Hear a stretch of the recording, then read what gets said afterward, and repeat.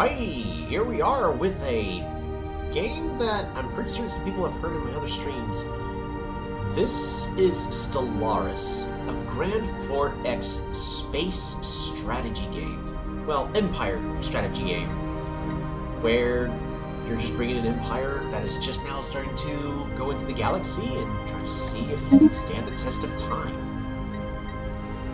One of the cool things about this game is you can really design your starting empire. I have all of the DLC because I've been playing this game for years, and there's so much now that the word DLC is just fallen off the bottom side of, well, the side right over here. There's a whole bunch of pre-made empires, so if you're ever afraid of building your own empire, you've got plenty. You never go wrong with the United Nations of Earth, or the alternate, the Commonwealth of Man. Where one is more of a militaristic, all the aliens in space must die, whereas the United Nations of Earth is more like the Star Trek, oh, let's go out and explore space. And then you got a lot, like you got some robots-based empires, you've got some planetoid-based empires, like all about creating a whole bunch of food. You've got some aquatic empires that's all about the environment and being anglers and just fishing for victory. Toxoids, where, hey, we're probably going to ruin our own. Well, not this one, actually.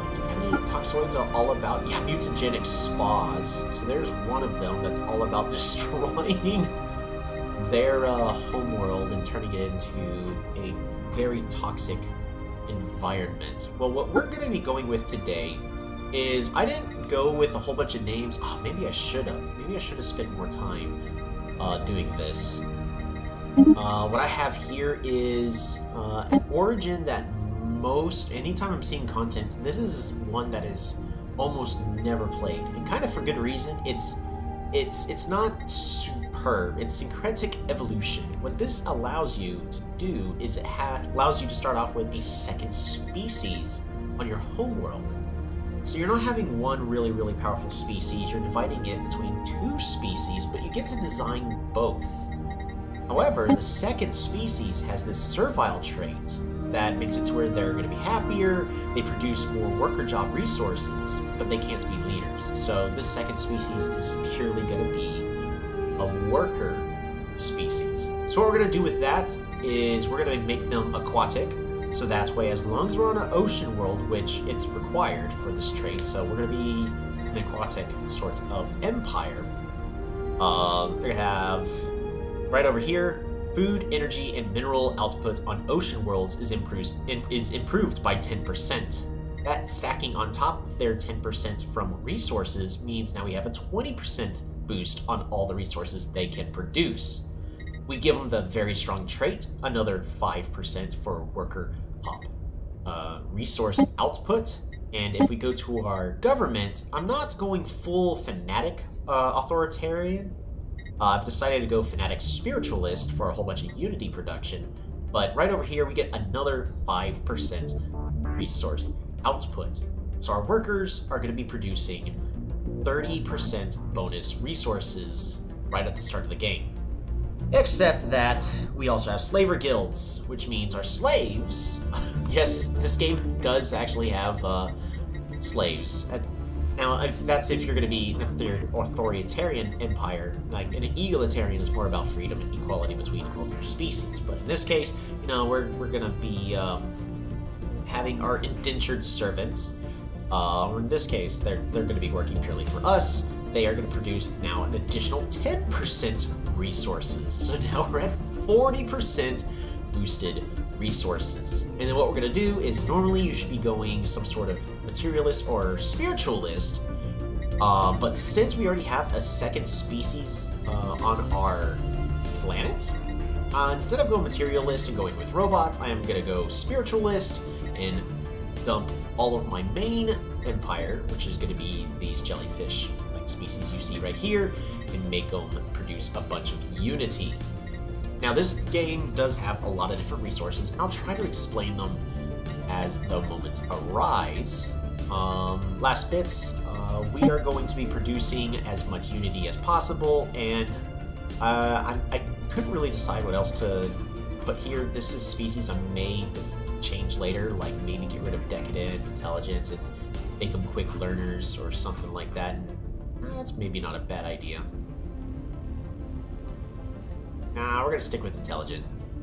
But basically, we're gonna be producing as much unity and as much resources as possible. I could be spending a lot more times also going through, because we have a whole bunch of, you can choose anything you want them to look like. We're gonna just have them look like these jellyfishes. You can create the names.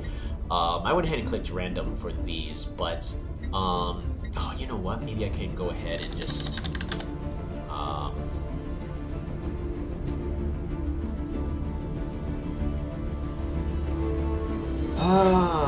what would I want to call these jellyfish pearl species? I mean, they look really cool. They're glowy. They're very much a potential psionic empire.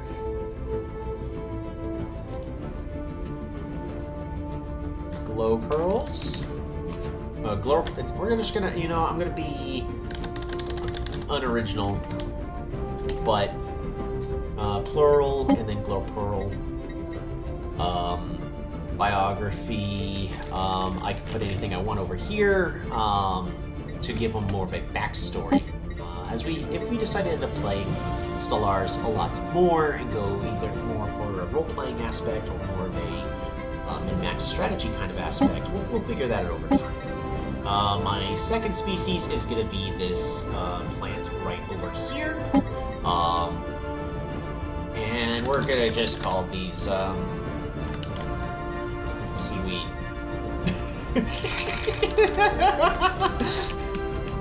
Seaweeds. Seaweed. Seaweed! Okay. And I'm going to make it to where these seaweeds have no gender at all, so they're not going to be male, they're not going to be female, they just are a single thing, and I'm going to be choosing, like, there's so many different name lists. I could create my own as well. It's for people that are frequently my channel, so that way y'all that are watching could end up as leaders, but at least for now, we're just going to be going with generic name lists. We're going to be on an ocean world out of all the 9 different worlds, as that is required. Yeah, we're going to stick with the Ray Laura. That's kind of a nice name. Give it a aquatic look, and if we go to the ruler appearance, I want to change... Forget how I'm... Oh, the room, right? The room's right over here. Yeah, there we go. We got a pearl in the background. Origin, government and ethics, advisor voice. We're just gonna go spiritualist. I serve the faithful. There is no greater calling. Empire name, we changed, so we're now gonna be the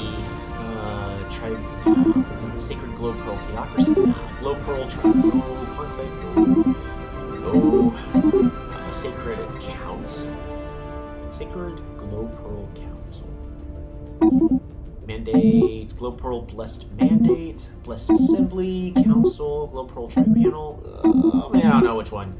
Ooh, Glowpearl Pious Conclave. We'll go with that. I already changed the flag to look like this, and we're going to be going with aquatic ships. Now, there's so many different kinds of ships. Like, you really can customize exactly how your empire looks. And now, since I changed the name of stuff, we've got a second empire, so I'm going to delete the original.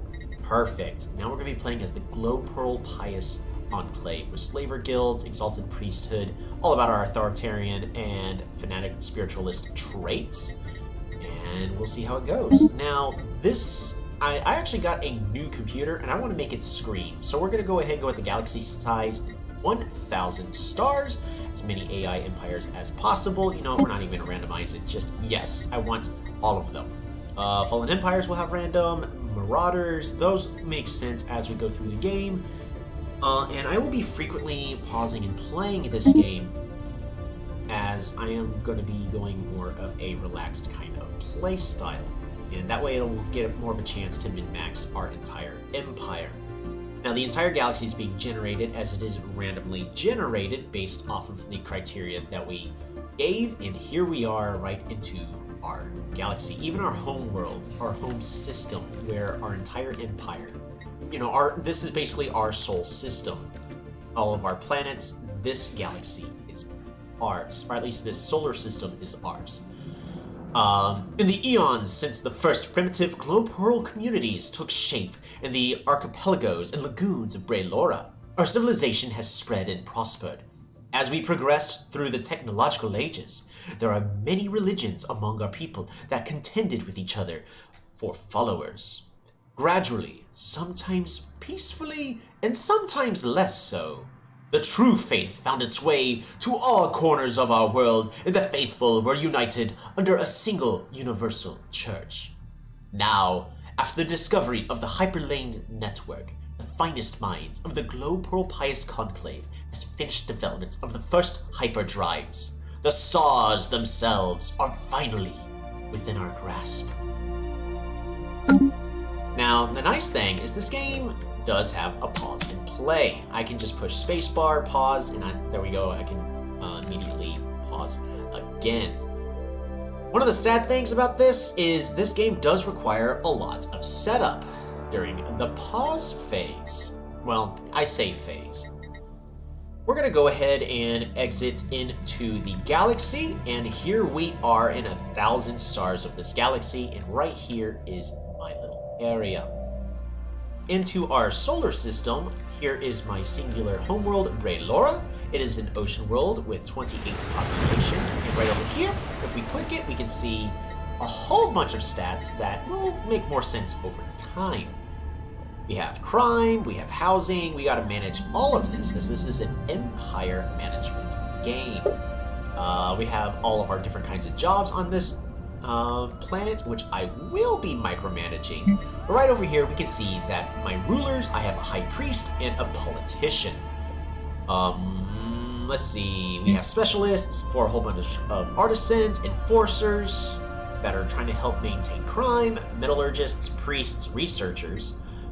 They're all producing their own amount of resources. I'm not going to explain everything 100%, only when it is necessary. So, first thing we're going to want to do is we're going to want to be spending our resources. We have 1,000 energy credits, 100 energy credits, 100 minerals, 200 food, which we can't do anything with right off the bat, some consumer goods we'll explain later, alloys, which we'll explain later, and influence, which we'll explain later. As well as unity. So, just right off the bat, we have a whole bunch of resources. The most important one right now for us is going to be minerals and alloys.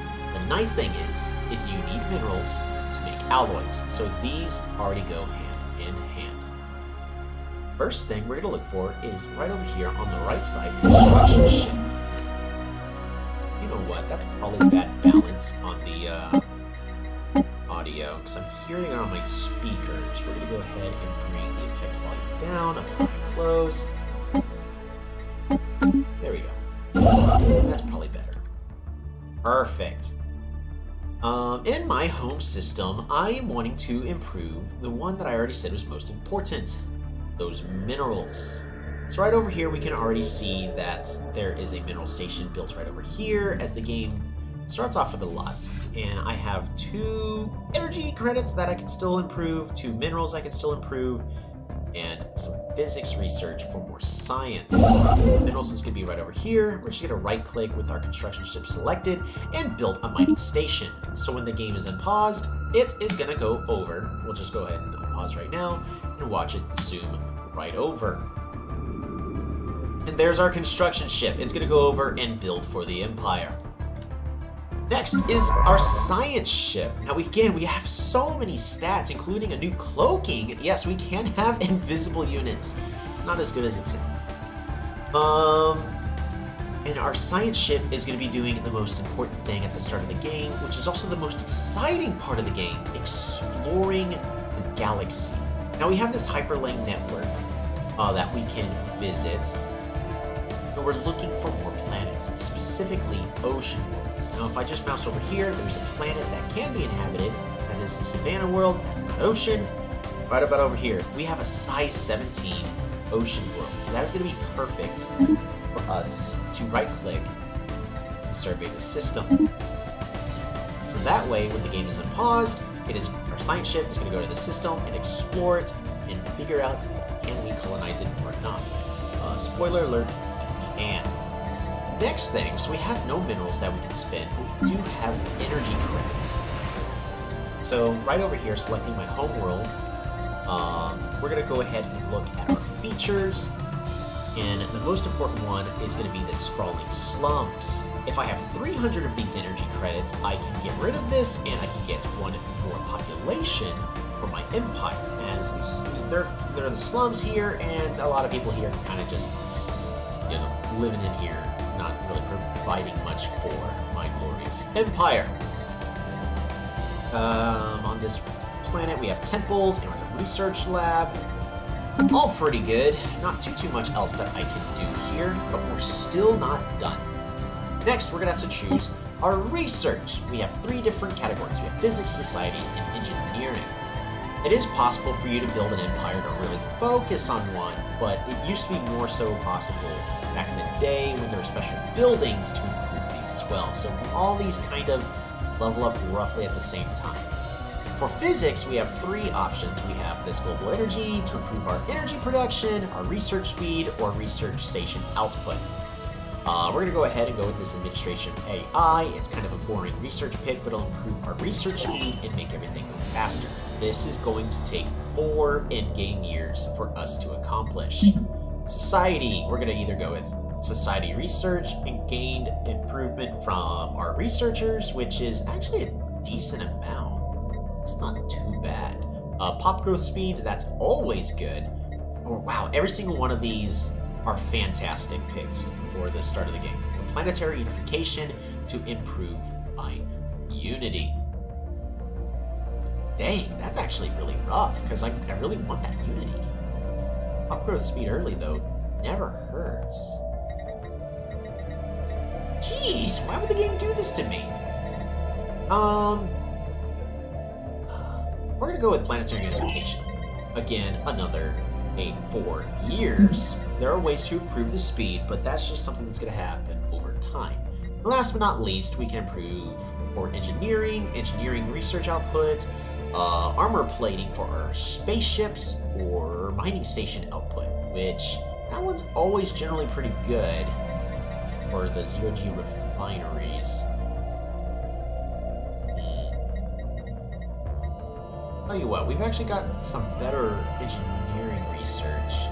Well, actually, that's probably because of I've made in my home system. Yes, I do. Right over here, I already have a research lab in my home system. So I would like to go with mining station output to help improve my early game.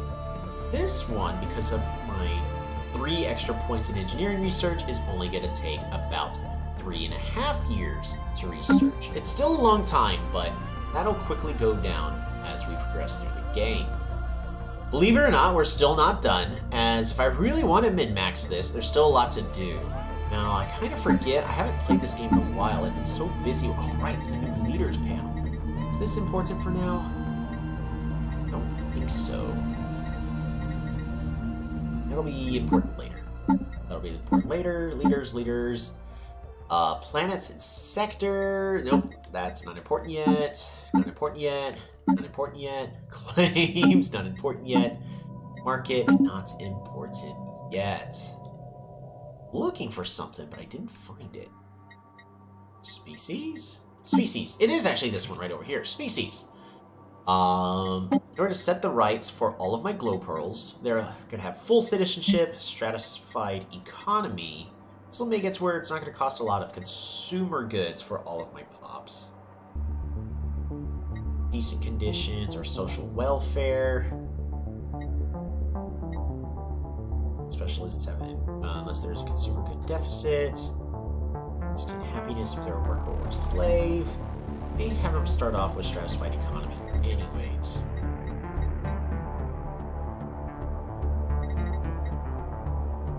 Because improved happiness really is a big deal.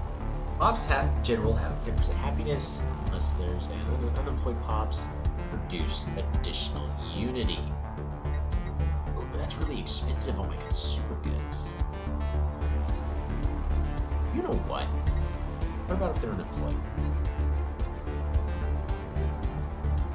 Unemployed, I think, counts as a worker.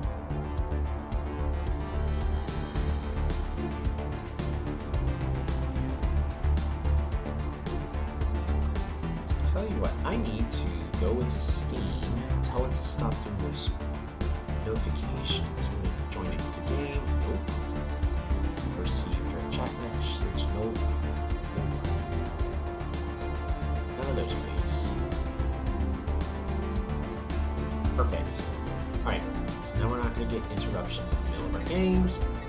I think I want to go ahead and go with social welfare. My Glowpearls specifically, it's going to get expensive on my consumer goods, but it will help out. And then we're just going to make sure that these guys are just always going to be set as slaves. So the seaweed is just slaves for my empire. And we're going to give them... I don't think they really need that great of subsistence. Well, they're not... They still need to be okay to be happy.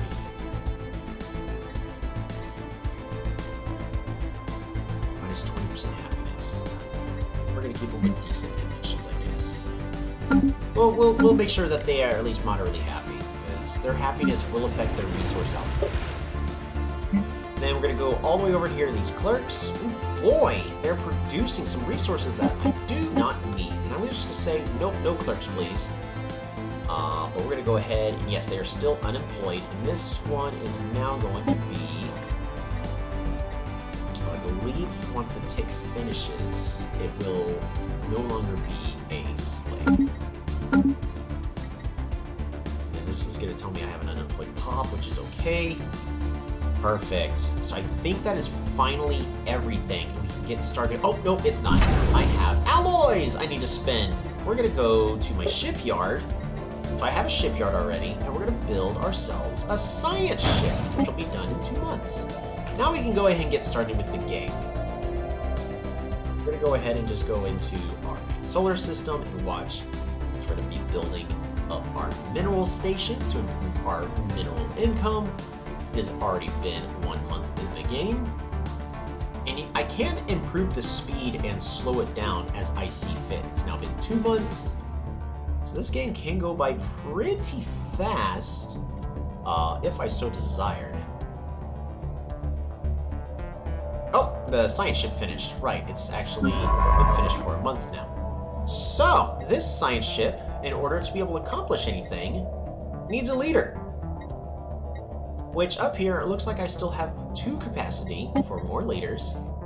And recruitable leaders. So this one's already in one of my science ships. We're looking for something useful. All of our leaders here, they're okay on their age. They're going to cost us a lot of our unity. They're also going to cost us some upkeep. So it's going to reduce the thing we're trying to min-max the most.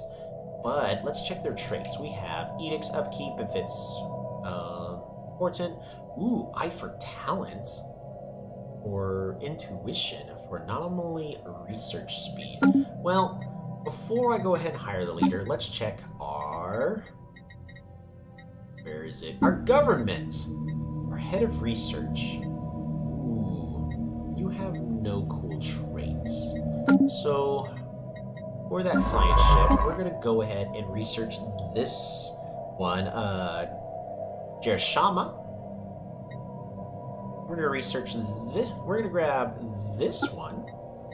Yes. And we're going to go ahead and change our government. Just swap you out. Or Shama. Now we have the Eye for Talent. It's being applied to our entire empire, improving the leader experience gain of our entire empire just because they're now on the council. Beautiful. Now for this science ship, it is time for them to explore. And we're looking, so one other thing that this game has is sort of, we have guaranteed habitable worlds unless stated otherwise. Or unless you turn the setting off, which I did not, as it's good for balance. You will always be guaranteed at least 2 of your base homeworld, and minus ocean. There are going to be 2 of your kind of world nearby for you to find and pollinate. Well, unless someone else beats you to it. So I gotta find out where that other ocean world is. It's gonna be within, I don't remember, I think 2 or 3 jumps nearby. So we're gonna check this. We're not gonna do a survey, we're just gonna explore all the way over here to the system. Oh, I forgot if they made that change so that way, as long as I got a leader in a military fleet, I can explore other systems as well. I completely forgot about that. You know what? We're going to go ahead and do that. But first, we're going to split this fleet up. So we're going to split up this fleet. Perfect. So this one that has 2 ships in it, I specifically want you to just sit at the starbase. So just enter orbit.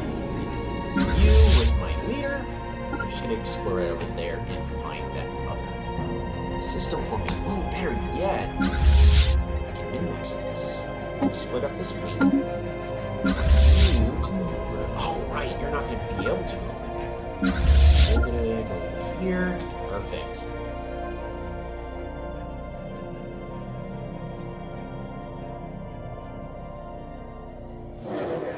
The discovery of alien life.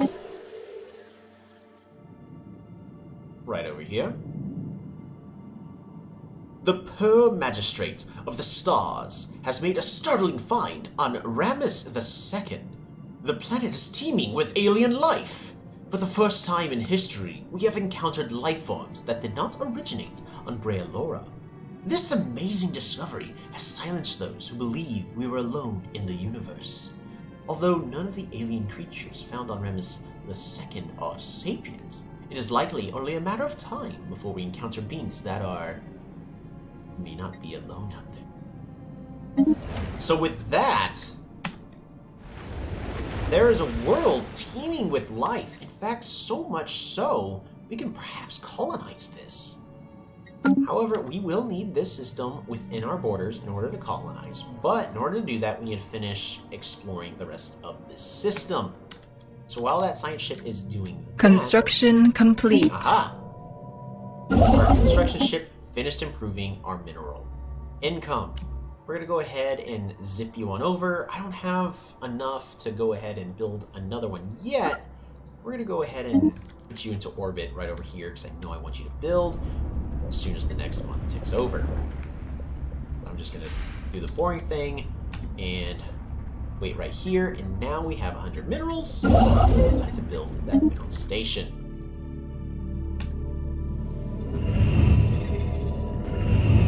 Contact report. Simple forms of life.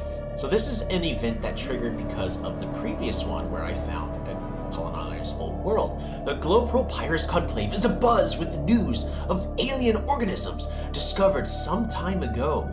Glowpearl theologians have been partaking in arcane rites since this first sign that divine providence extends outside of Brealora, attempting to find new answers. Interesting. I gotta pause because my dog is in front of the monitor. There you go. Good girl, Cleo. Perfect.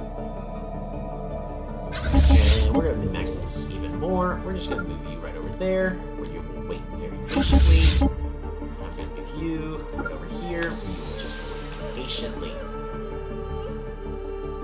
So you're currently on your way to that system. Look at that, we're now starting to see even more of the Hyperlink network that we can travel to. What are going to be our first contact protocols? A recent encounter with alien life forms has reignited and made suddenly more urgent the old debate on how we should approach contacting any potentially intelligent alien civilizations we may meet. While some advocate focusing on establishing friendly relations as quickly as possible by contacting them with a message of peace, others advise caution, pointing out that we cannot know whether alien minds bear ill intent towards us and that it would be unwise to let them know too much about us before it is necessary. A third, more radical group pushed for preemptive action against them. With the security of our Glowpearls at risk, they say, we dare not hesitate to take whatever measures necessary to gain the upper hand against any potential Xeno threat. So, we have the option. Can we bring them with open arms, be cautious, or ward off those who would threaten us. Now this one allows us to attack anyone we haven't met, regardless. This one makes it to where it's easier for us to establish first contact with whatever empire. And if we do, we gain even more influence, which is important for expanding our empire. Third one is, look, I'm not planning on expanding super fast and finding other aliens. I want to make it harder for them to contact me and make it less likely we get a negatively bad event. Now for this empire that I am playing, we're not really a militarist empire. We're kind of doing our own thing. We're trying to more so expand somewhat quickly. So I think it's more appropriate to just be cautious, as it'd be nice to get that first discovery boost of influence. In fact, maybe that would be better. But it is more possible for the other empires to infiltrate us and give us some bad events that will affect our empire. Should I be cautious? And this is something I can technically change later, but I can't change it for 10 years inside the game, and we've almost been playing for 6 months now. So it can go pretty fast, but this is going to go by really quickly. I think I'm going to make it easier for me to go ahead and greet other empires. We're going to just wait until this military ship jumps.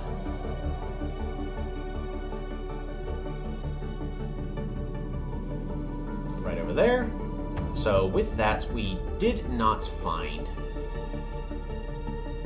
our other planet. My science ship's already heading over there, so we're going to go ahead and select this fleet, and we're going to go ahead and grab our Minister of Defense, put you in there, and go ahead and explore. Now, in a multiplayer game, you're not really going to be able to pause and play and do this kind of thing, so don't think that this is a really effective strategy. You can micromanage, but it's a lot harder to do this, per se. I want you to go ahead and just follow this science ship if possible. And, ooh, we have a nebula over here. I'm gonna kind of head over there. Go ahead and just move you over there. As we're also trying to find out where the other empires are to figure out the better direction to expand towards. Alright, so our other homeworld is not there. We're going to go ahead and put our Minister of Defense right there and continue to expand.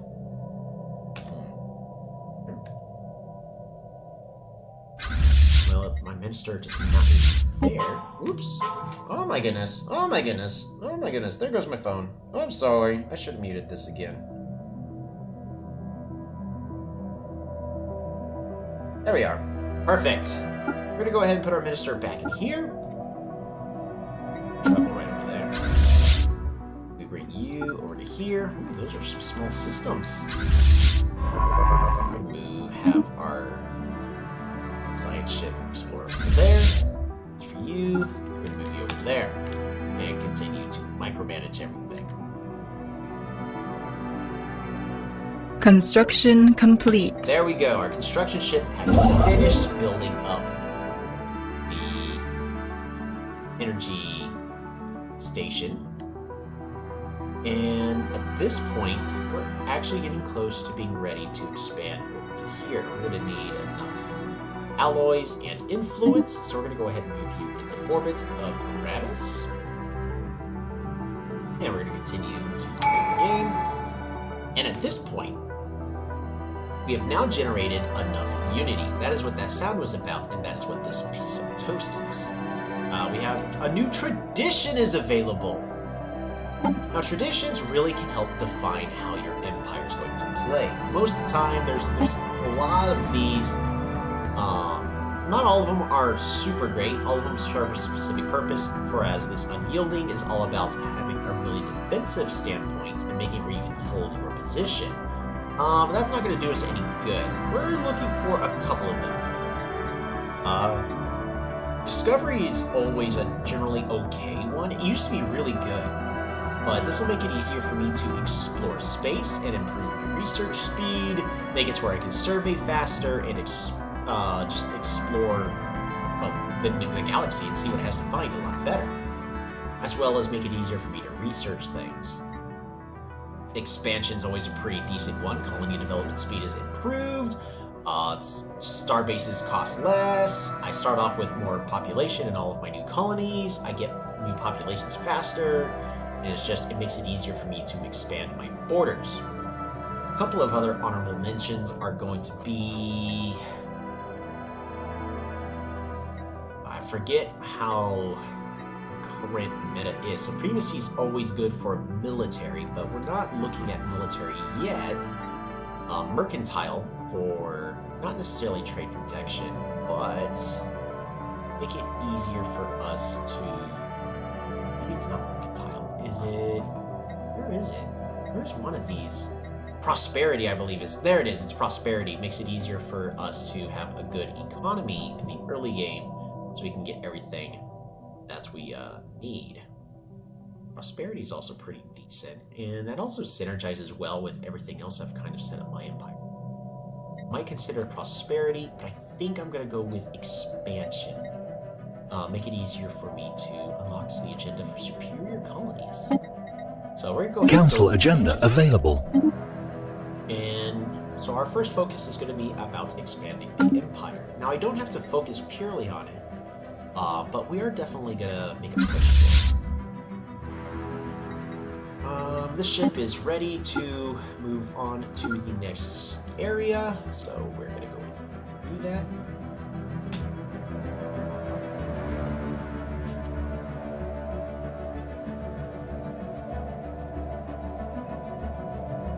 And there's our other ocean world. Beautiful. It's also inside of a nebula. Nice.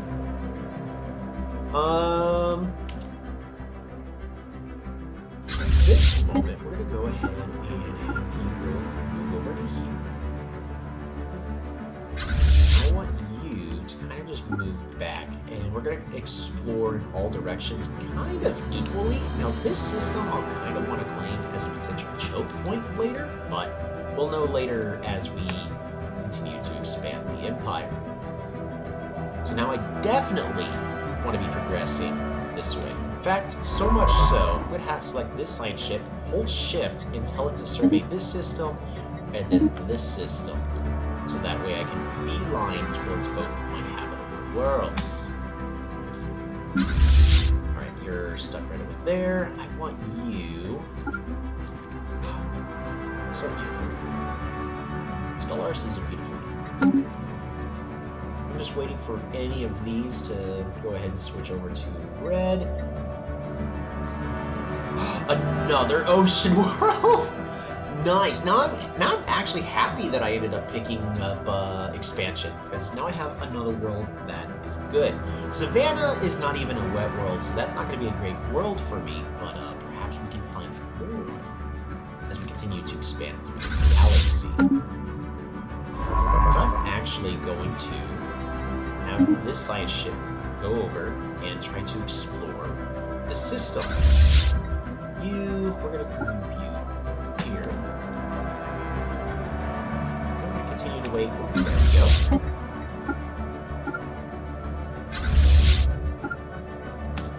Until we go in a single direction.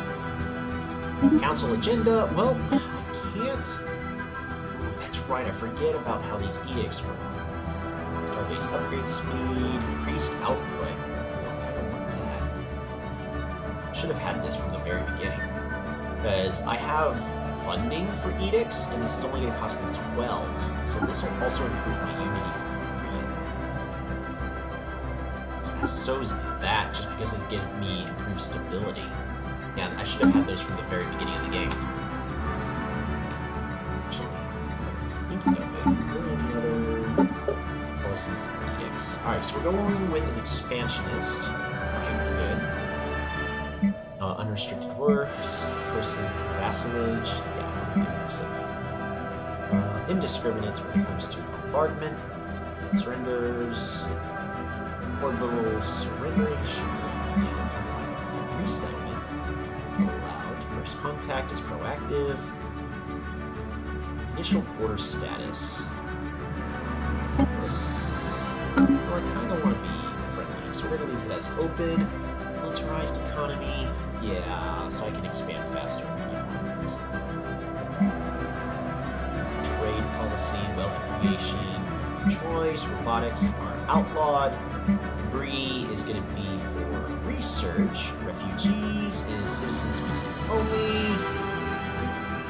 Well, refugees are welcome. So we already have a planet in our system that does not align with what we can colonize, and we can't terraform it yet. Population controls allowed, slavery is 100% allowed, and purging is misplaced. Perfect. Have anybody else I can switch you to? Technically do. Army upkeep increased. Ship weapon damage and sunlight speed. Interesting. Not what I'm looking for. Speaking of things that I'm looking for, I think I want to go ahead and build another science ship. So that's what I'm going to do. In order to continue to micromanage core ships. The construction ship is just waiting for Ramus to finish being explored, which this science ship is actually right over here, just about to do. Go ahead, switch you over to here, and I want you to explore that system. System survey complete.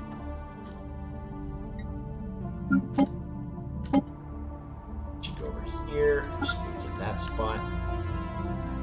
There we have it. We can now select our construction ship and build a starbase to expand our empire. Now, we didn't get as many minerals as I would have liked, but I do need to consider for the science ship, I need 200 food, which I have plenty, 200 consumer goods, which I don't have plenty, and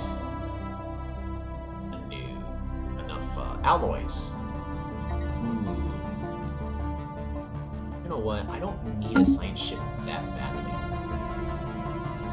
What I am going to go ahead and do is set up some monthly trades. We're going to sell 7 to 18 of our food every month, as well as I'm going to go ahead and sell 200 right away. Not going to worry about minerals just as of yet. Oh, but speaking of having a lot of energy credits, I need to go back to my features and clear the slums to get another population for my empire. That way, I can get even more unity. Or I can build, well, once I have enough minerals, I've got options. I think with these energy credits, I may want to consider buying, alloys are really expensive to buy. May need to consider buying super goods. Max minerals are way too expensive. Whichever one is going to be required to finish getting my new, you know what? I can get it right now by waiting. So we're going to go ahead and hold, get our minerals back. And we're going to go ahead and buy 50 consumer goods, so that way I can build that colony ship, just for better timing. So our construction ship's going to wait just a little bit longer, but the timing will work out just fine. And here we have the Habitable World Survey. We now know without a doubt that a striving biosphere is not something unique to Realora. Both the scientific community and the public at large are eager to learn more about the various forms of alien life found throughout the galaxy. Efforts to catalog the life forms we encounter are already underway, but our xenobiologists have urged us to focus our planetary survey efforts on habitable, life-bearing worlds. So of course I could choose get a lot of unity right off the bat, saying I have more important things, or commendable initiative, which I already have 3 other planets. Let's Situation log updated. and go with the survey. At this point, I guess I should have set a timer. Oh goodness, I've been recording for 45 minutes. That's way long. Oh no!